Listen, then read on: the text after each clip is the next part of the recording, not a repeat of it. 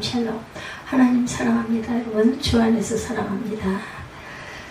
네, 우리 고린도후서 6장 말씀이에요. 하나님의 동역자, 저와 여러분들이 하나님의 온전한 동역자들이 되시기 바래요. 네, 본문 다시 보죠. 짧으니까 우리가 하나님과 함께 일하는 자로서 너희를 권하노니 하나님의 은혜를 헛되이 받지 말라. 이르시되 내가 은혜 베풀 때에 너희가 듣고 구원의 날에 너를 도왔다 하셨으니 보라, 지금은 은혜 받을 만한 때요, 보라 지금은 구원의 날이로다. 말씀 아마 많이 들어보셨을 거예요. 이 말씀 많이들 하시는 말씀입니다. 어떤 부인이 병원에서 입원하고 있을 때 창문을 한 남자가 보리밭을 밟고 있는 모습을 보게 됐다고 그래요. 내가 밖을 자세히 내다보니까 그 사람은 다름 아닌 그 병원의 원장이었다고 합니다.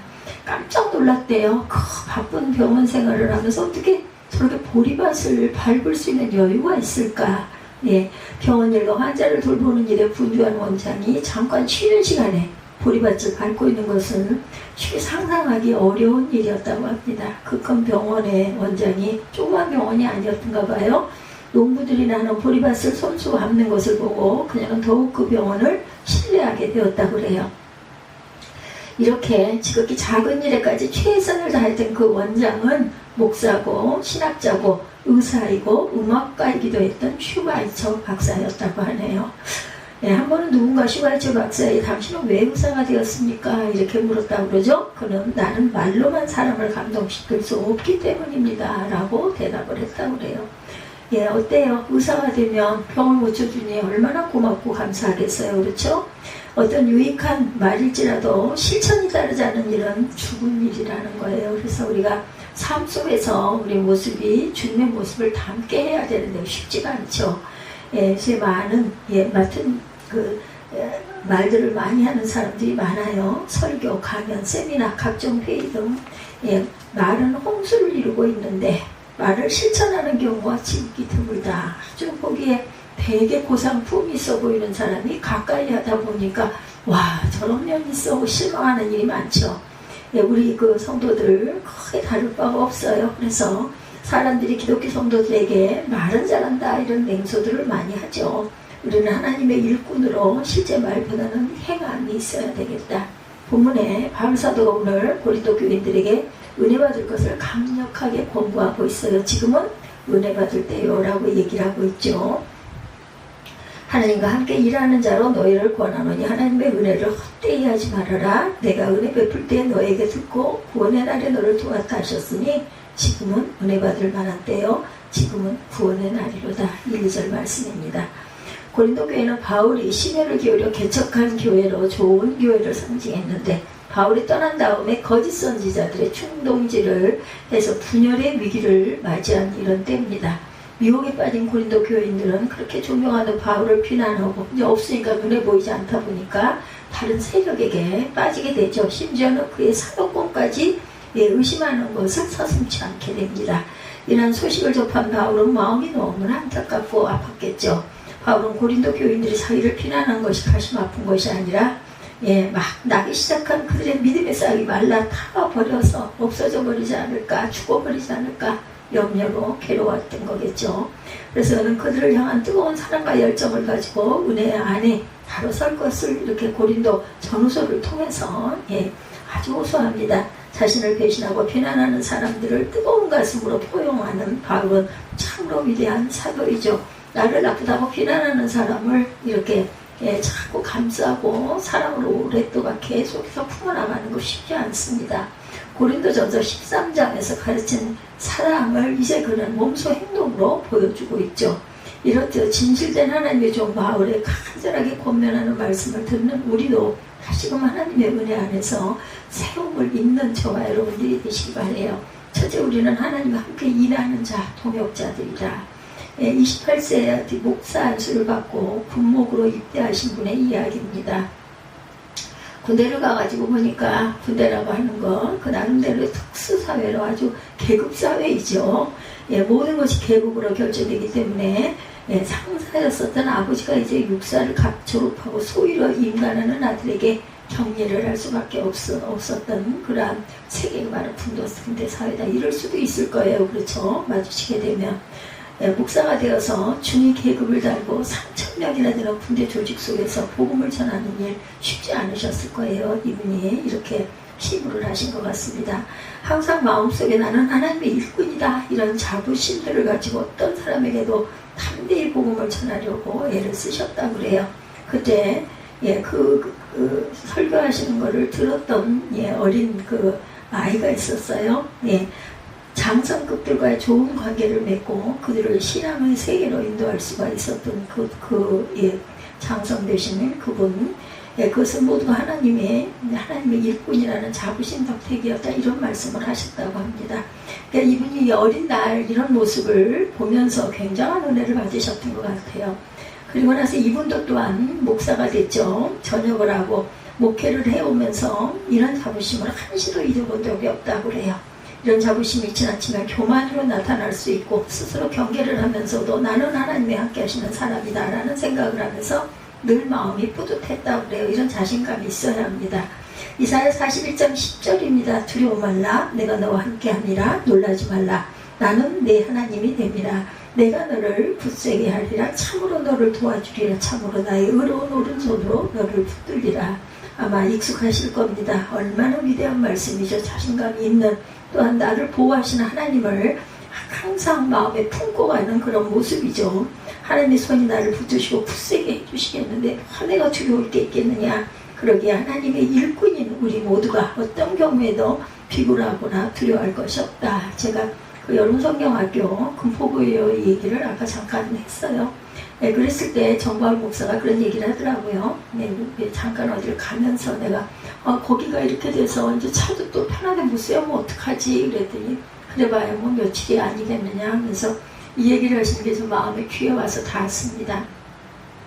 그런 성경학교를 그렇게 물놀이 큰 기구예요. 그거를 끌어다가 뒤쪽에다가 뒤가 약간 그 풀이 있는 그쪽에 저 끝쪽 뒤쪽에다가 끌어다 놓고 나중에 또 저녁 때 보니까 거기는 바람을 또 다 빼더랍니다. 그럼 이제 끝났나? 그건 아니고 그러면 또 뭐 내일이든 또 모레든 또 아마 그걸 또 넣어서 거기다 또 넣을 건데 나이가 좀 있으신 분들이 두 분이 그렇게 땀을 뻘뻘 흘리면서 그걸 바람을 뽑는 걸 보면서 그런 생각을 했다 이런 얘기를 하시더라고요. 그런 분이 계시기 때문에 그 성경학교를 할 수도 있는 거지 교회에서 그걸 어떻게 그냥 목사나 아니면 전도사가 그걸 할 수가 있겠느냐. 그렇게 봉사하시는 분들 이름도 없이 그야말로 빚도 없이 그렇게 물론 수고비를 드리는지 그거는 모르겠지만 어쨌든 그런 걸 하시는 분들이 계시니까 이렇게 아이들을 편하게 잠깐이라도 물놀이를 할 수 있는 그런 여유가 생기는 것이다 이런 얘기를 하시는 거를 내가 이렇게 들으면서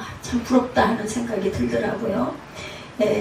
항상 금보교회에 계신 그 집사님들인지 그러시겠죠. 여기 뭐예요? 그 쓰레기통들 있잖아요. 그런 짐이 이만큼씩 돼요. 그걸 토요일이면 오셔가지고 큰 비닐봉다리에다가 그걸 다 쏟아가지고 한 두세 명이 남자분들 두세 명이 그걸 끌고 내려가요. 이쪽 계단으로 가기 때문에 우리 교회를 통과해서 가서 문을 열어놨다가도 그분들 왔다 갔다 하실 땐 제가 문을 잠깐 닫습니다.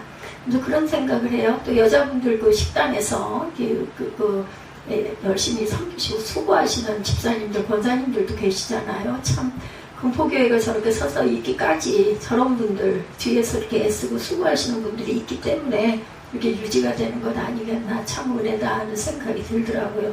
근데 목사님도 바뀌셨잖아요. 계실 때는 그렇게 열심히 그 교회를 위해서 설교도 열심히 하시고 여러 가지 기능들을 잘 담보하시고 하시던 그런 목사님도 얼른 또 손을 내려놓으시고 또 후임이 오셔가지고 저렇게 애들을 쓰고 그런데 계시는 분들, 근무하시는 분들도 계실 것이고 또한 거기에 출석하시는 권사님, 집사님, 남자 집사님들, 봉사하시는 분들 그런 분들은 그 교회를 항상 섬기시잖아요. 몇십 년을.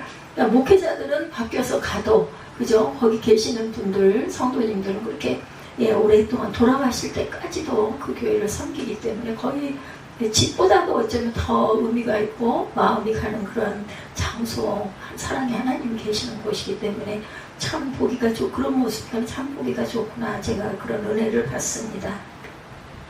하나님의 일꾼인 우리가 어떤 경우에도 정말 두려워할 것이 없어야 되고 움츠려들 것도 없어야 되고, 그리고 또한 비굴할 필요도 없겠다. 하나님의 종으로 당당해야 된다고, 강하고 담대하라 늘 말씀하시죠.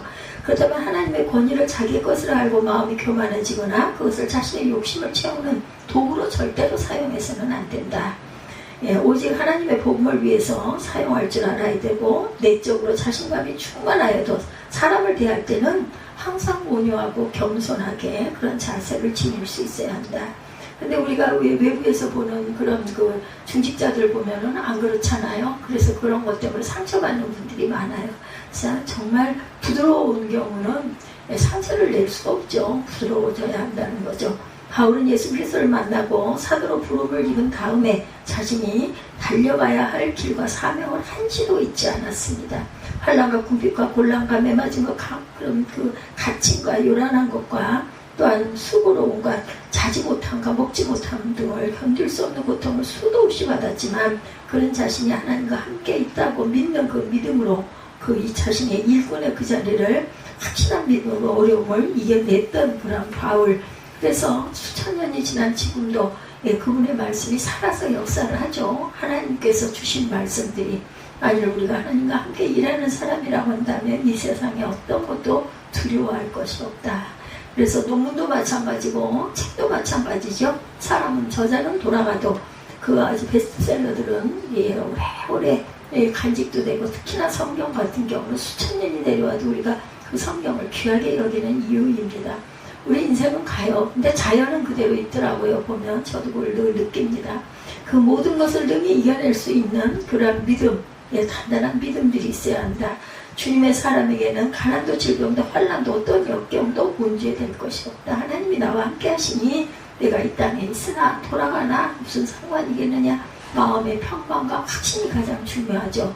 주님이 함께 하셔서 이 길 힘도 주시고, 또한 우리가 가야 할 때는 또 뭐 가면 우리가 살 수 있는 영원한 천국이 반드시 있기 때문에 그것도 또한 위로가 되고, 내가 가도 끝나는 게 아니라는 그런 믿음과 또 하나의 소망을 갖고 살아갈 수가 있다는 거, 하나님과 함께 일한다는 마음만 있지 실제로 주님의 일을 하지 않는다고 하면 그것은 큰 문제가 되겠죠. 유대인의 지혜서인 탈무드에 이런 이야기가 있습니다. 어떤 사람이 아기를 낳았는데 아기는 불행하게도 머리가 둘 달린 아기였다고 합니다. 그래서 그 부모가 랍비에게 달려가서 이 아이가 한 명인지 두 명인지 구분을 해달라 이렇게 부탁을 했다고 그래요. 그래서 랍비가 대답하기를, 이쪽 아이를 때렸을 때 저쪽 아이도 울면 하나고, 이쪽 아이가 때렸을 때 저쪽 아이가 울지 않으면 둘이요, 이렇게 대답을 했다고 합니다. 여러분 어떻게 생각하십니까? 우리가 진정 하나님과 함께 일하는 사람이라면 주님이 기뻐하실 때 기뻐하고 슬퍼하실 때 슬퍼하고 일하실 때 우리도 수고의 땀을 흘려야 한다. 우리는 주님이 원하시는 일을 하는 사람이어야 합니다. 하나님의 일꾼은 주님의 일에 그의 어떤 색을 거는 사람이다. 그런 사람은 하나님과 함께 일하는 사람입니다. 두 번째, 우리는 사명대로 살아가야 합니다. 바울이 고린도 교인들에게 너희를 권하노니 하나님의 은혜를 헛되이 하지 마라 1절에 이렇게 권면하고 있죠. 원래 고린도 교인들은 바울의 전도를 통해서 예수를 그리스도로 영접한 성도들인데, 거짓 선지자들의 감언 이술로 믿음의 상처를 입어서 교회를 소란케 한 일, 이래서 고린도 전후서가 탄생이 되죠. 염려가 돼서 지금처럼 교통이 발달해가지고 한숨에 갈 수 있지를 못하니까 편지를 써가지고 증거하고 전했습니다. 그래서 바울은 이들을 향해 과거에 받았던 은혜를 헛되이 하지 말라 강력하게 권고하고 있습니다. 오늘날에도 예수 믿고 구원받은 성도들이 은혜를 계속 유지하고 감사하며 사명대로 살아야 하는데, 그렇지 못하고 불신앙에 빠져가지고 생각과 말과 행동을 때때로 아주 다르게 할 때가 너무나 많죠. 우리 주님이 어떻게 우리를 구원해 주신 것인데 그 은혜를 헛되이 할 수가 있겠는가. 하나님의 위아들이신 존귀하신 주님이 죄인들이 지는 십자가를 짊어지시고 피와 물과 땀을 뿌리면서 구원해 주셨는데 어찌하여 불신앙의 자리에 떨어질 수가 있겠는가 말입니다. 우리는 근신하고 깨어 주님이 주신 사명을 잘 감당하고 가야 합니다.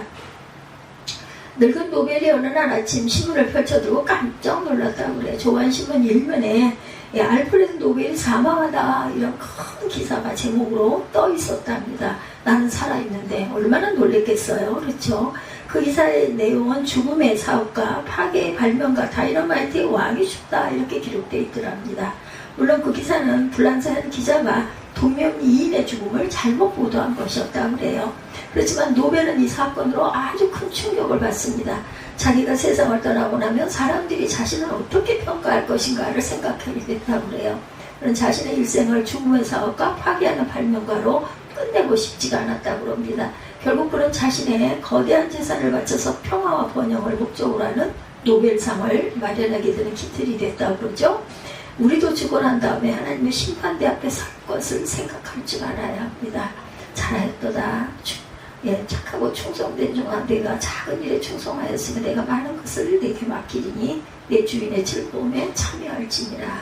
마태복음 25장 21절 말씀이에요. 하나님 앞에 설 때 악하고 게으른 종아, 마태복음 25장 26절입니다. 그런 책망을 받겠는가? 우리는 또한 세상 사람들이 어떤 평가를 받을까를 생각할 줄 알면서 살아야 된다.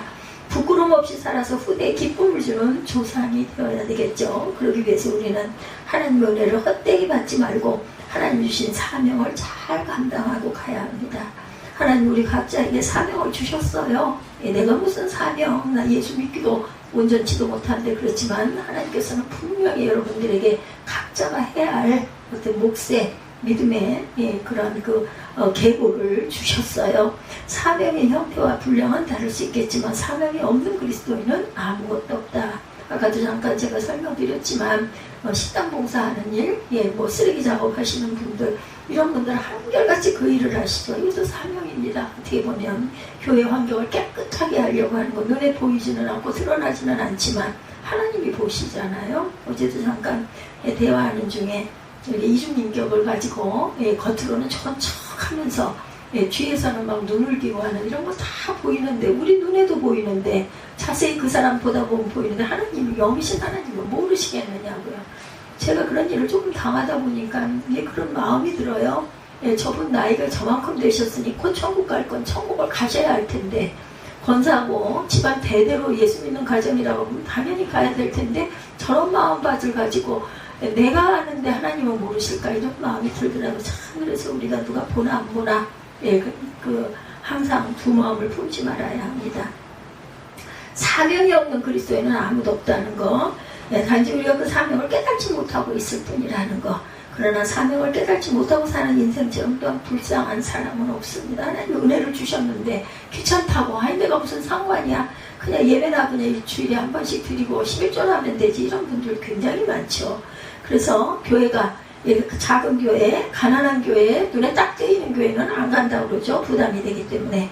그냥 커다란 중대형 교회 가서 그냥 예배 때 시원한 곳에 앉아가지고 잠깐 예배 드리고 그냥 헌금 조금 하고 그렇게 하고 나는 그냥 이번 주 잘 살아갈 것이다, 이런 마음으로 다니시는 분이 너무나 많다는 거.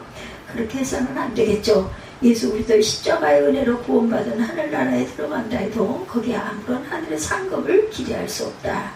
이런 구원을 부끄러운 구원이다, 이렇게 말하죠. 그래서 저 하늘의 영광스러운 잔치가 있을 때 아무도 부끄러운 모습으로 주님 앞에 나가지 않는 사명을 깨닫는 저와 여러분들, 작은 교회, 이렇게 조금 안 돼서 예배드리는 이런 교회도 하나님께서 보시기에 기쁨의 교회, 감사의 교회가 될 수 있도록 우리가 온 마음과 정성을 들여서 삶과 또한 사명이 하나 되는 그런 삶을 살아야 할 것입니다.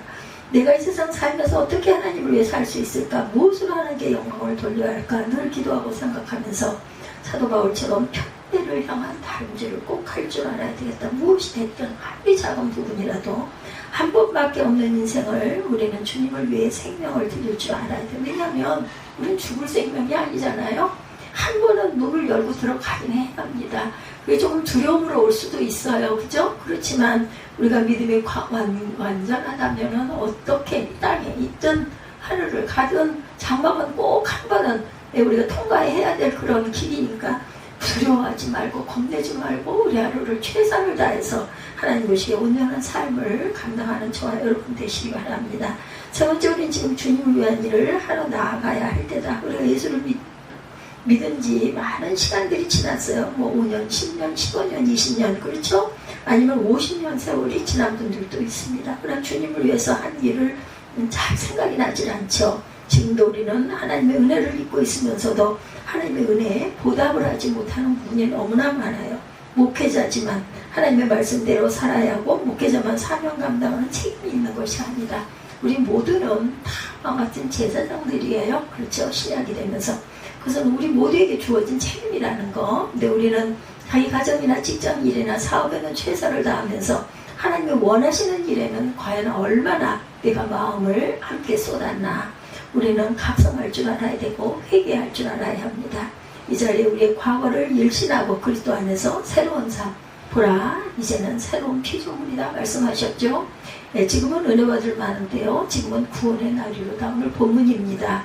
네, 성경은 바로 지금 이 순간 하나님의 은혜 받은 때라고 선포하는데 과연 어느 때까지 주저하고 있겠는가. 그러다 보면 돌아갈 때가 되고 그러다 보면 나도 모르게 그냥 어느 순간 언제 내가 명이 닿을지 알 수 없어요. 그렇죠? 나중에 은혜 받고 후일에 가서야 주님의 일을 하겠다고 절대로 생각하지 말자. 우리가 내일 일을 알지를 못해요. 얼마나 머물지, 얼마나 내가 숨을 쉬고 있을지 주님의 주신 은혜를 오늘 받지 못해나 어떻게 내일을 장담할 수가 있겠는가. 오늘 우리가 마음의 결단을 내리지 못한다면 하나님의 그 은혜를 거두어 가셔버릴 수도 있다는 거. 하나님의 은혜를 거두어 가시면 그 인생은 비참한 인생이 되죠. 슬피 울며 이를 가는 인생. 마태복음 25장 30절이죠. 우리는 지금 주님을 위한 일을 하러 나아갈 줄 알아야 한다. 예, 이현주 씨가 쓴 그 동화에 이런 이야기가 있습니다. 밀가루를 싣고 빵 공장에 가는 트럭과 시멘트를 싣고 벽돌 공장에 가는 트럭이 고속도로를 달리다가 휴게소에서 멈춰섰다고 합니다. 트럭 운전사는 화장실에 갔다 와서 트럭을 탔는데 그만 서로 바꿔 타고 말았다고 그러네요. 어떻게 해서 그랬는지 모르겠지만 두 운전수는 똑같이 알게 뭐야 하고 생각하며 차를 몰아서 목적지로 갔다고 차가 바뀌었는데 이럴 수가 있을까요? 그러니 시멘트를 실은 트럭은 빵 공장으로 가고 밀가루를 실은 트럭은 이게 어디로 갔겠어요? 벽돌 공장으로 갔다고 그래요.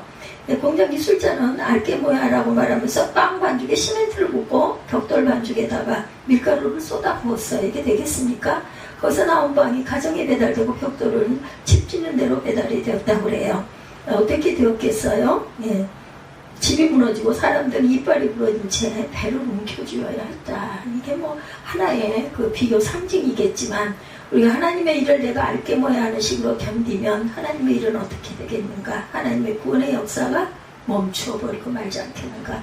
하나님 나라의 아무런 발전도 기대할 수가 없을 것이고 하나님 나라 운동은 하나의 미랄로부터 시작되는 역사인데 또한 작은 불꽃들이 모여서 큰 불꽃을 피우는 운동인데 나 자신이 하나의 썩어지는 미랄이 되고 작은 불꽃이 되어서 커다란 하나님의 역사를 이루어가는 것인데 하나님의 일이 부흥되게 할 줄 아는 발전되게 하는 저와 여러분들 밑거름들이 다 되시기를 주님의 이름으로 축복합니다. 하나님의 은혜를 받은 우리가 먼저 나가서 주의 복음이 전해지도록 힘쓰고 애써야 돼요. 복음을 전하는 일에 우리가 다 나서야 되겠다. 강단에 서가지고 여러분들에게 설교를 하라, 무엇을 해라 하는 얘기가 아니라 내가 하나님의 미랄이 된다는 것은 내가 할 수 있는 가장 잘하는 그 일을 열심히 하나님 영광을 위해서 했을 때 그게 미랄이 된다는 얘기죠. 땅 끝까지 이르러 복음을 전하라는 주님의 명령은 어떤 특별한 사람에게만 주어지신 것이 아니라 구원받은 하나님의 자녀 모두가 다 나서야 할 사명인 것이다. 우리의 가장 가까운 가족과 이웃에게 나가야 하고 산으로 바다로 길로 나아가야 합니다. 어디나 사람이 있는 곳이라면 어디든지 나아갈 줄 알아야 되겠다. 우리는 하나님과 함께 일하는 영광스러운 동역자들이에요. 그렇죠? 하나님 우리와 함께 하시기 때문에 우리는 이 세상 일 때문에 염려하고 근심할 필요가 없습니다. 우리는 주께서 주신 사명을 깨닫고 바로 주님의 일을 위해서 나설 줄 알아야 되겠다. 복음을 전하고 이 복이 우리 민족 가슴마다 나아가 온 세상에 퍼지도록 일해야 되겠죠. 이런 삶이 하나님이 기뻐하시는 동역자의 삶의 모습이라는 것. 내가 내 일상에서 내 자리에서 어느 곳에 있든지 하나님의 영광이 드러나는 그러한 모습으로 훈훈한 그러한 동역자들이 다 되시기를 주님의 이름으로 축복합니다. 오늘 고린도후서 6장 1절에서 2절 하나님의 동역자 이런 제목으로 함께 은혜를 나눴습니다. 결단하시고 축도로 예배를 마치도록 하죠.